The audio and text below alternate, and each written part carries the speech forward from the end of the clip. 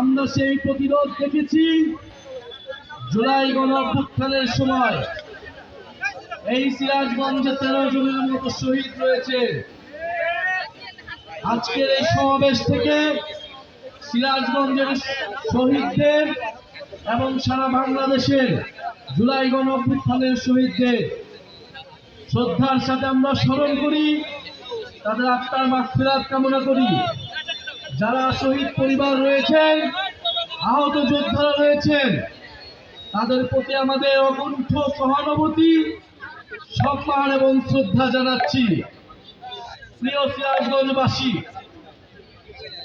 জুলাই গণঅভ্যুত্থানের 1 বছর পূর্তিতে আমরা এসেছি আজকে সিরাজগঞ্জে।